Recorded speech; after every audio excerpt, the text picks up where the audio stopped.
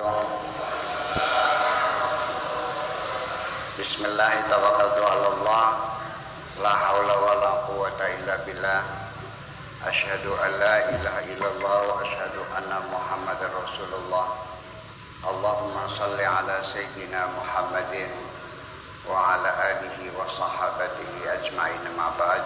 Para sesepuh al-mukarramun, hadirin dan hadirat rahimakumullah. Saya sangat bahagia sekali hari ini bisa hadir dalam rangka silaturahmi anak putune Wali Sanga. Iya. Nah, ini saya ingin mengatakan bahwa persoalan Wali Sanga ini pernah menjadi gaduh heboh tentang Wali Sanga ini. Ada yang mengatakan, apa itu Wali Sanga, dari mana kamu tahu wali, kan gitu. Itu bukan wali, macam-macam lah. Saya seperti biasa tidak emosi, tidak marah. Saya tidak mengatakan mereka pasti Wali Sanga. Saya tidak mengatakan mereka bukan Wali Sanga. Saya tidak mengatakan semuanya Wali Sanga dan juga tidak mengatakan sebagian wali, sebagian tidak. Netral saja saya. Cuman saya mengajak mereka menyepakati bersama. Bukan sekedar pangkat walinya, tapi kesepakatan bersama dalam persepsi kita tentang agama Islam ini.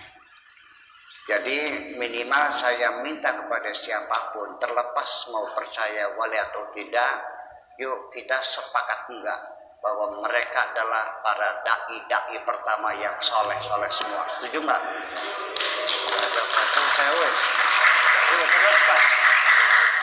Iya, wali serap beli pujian kono pun masih, penting mereka berjasa.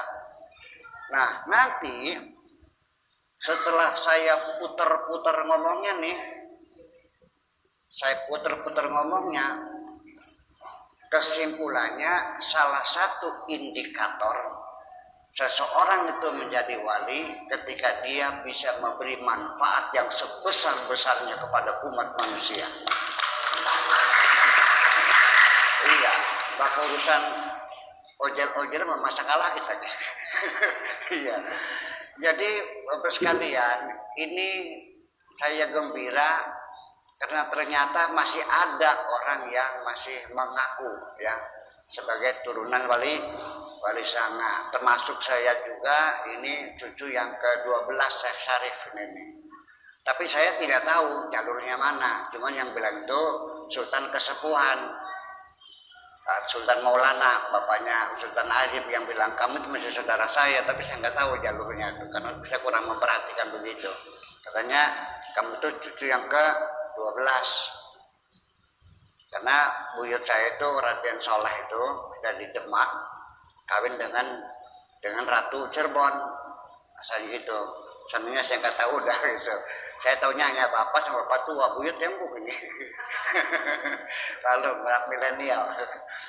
Nah, Bapak sekalian, ini ada hal yang perlu dicermati, bahwa Wali Sanga yang kita sebut Wali Sanga sebagai pedai awal yang berjasa besar itu, ternyata ada hal yang teristimewa yang tidak sama dengan penyebaran Islam di Mesir, di Syria, di Irak, Libya, Tunisia, Aljazair. Berbeda sama sekali. Kenapa? Ketika Umar bin Al-As melakukan futuhat Islamiyah ke Mesir, itu tercatat puluhan ribu orang terbunuh dan sekian ribu perempuan yang ditangkap dan dijual. Ke Syria juga sama, ke Libya juga sama. Semuanya sampai Mekah ditaklukkan pun, seperti dikatakan dalam Al-Quran, idza jaa nasrullahi wal fathu wa ra'aitan nasa yadkhuluna fi dinillahi afwaja. mereka masuk Islam itu kepokoh setelah kota Mekah ditaklukkan. Setelah mereka tidak bisa melarikan diri, setelah mereka tidak bisa bersembunyi, akhirnya tenimbang dipodari ya wis mancing Islam baik. Orang Mekah. Nah, ini sumur Hoe. Orang sumur Hoe masuk Islam ini terpaksa apa sukarela? Jadi yang hebat mana? Ya Hoe.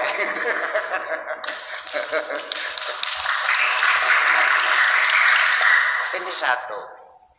Jadi ternyata pesan-pesan Al-Quran dan pesan-pesan Kanjeng Nabi Muhammad untuk menyebarkan agama Islam yang mengamalkannya adalah wali sang.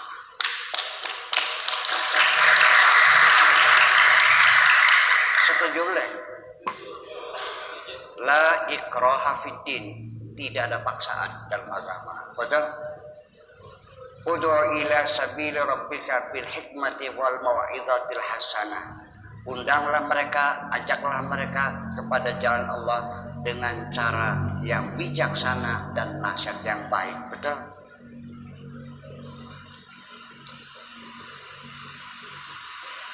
Lau syaa rabbuka la amana nasu jami'an la amana nasu fil ardi jami'a afatukrihu nasa an yakunu mu'minin. Allah bisa membuat orang sealam dunia beriman semua. Apakah engkau akan memaksa orang suruh beriman? Nabi tidak pernah memaksa orang lain. Dan ternyata Islam tersebar di Indonesia tanpa ada setetes darah pun mengalir di sini. Tanpa peperangan, tanpa pergulatan, semuanya masuk dengan mulus. Lah kenapa? Ini saya ingin tahu bahwa para wali sanga itu adalah pedai-pedai berbeda dengan pedai yang lain. Kalau di sana mah tentara, jenderal, kopral. Kalau di sini mah pedagang-pedagang. Mereka para ahli sosiologi, ahli kemasyarakatan. Sehingga ketika dakwah ke sini tidak secara frontal, tetapi melalui pendekatan-pendekatan psikologi, pendekatan-pendekatan sosial, kebudayaan dan sebagainya. Jadi orang Islam di Indonesia itu dulu masuknya sukarela tanpa sadar, masuk, dan ternyata Indonesia ini penduduknya 270 juta, 90% beragama Islam.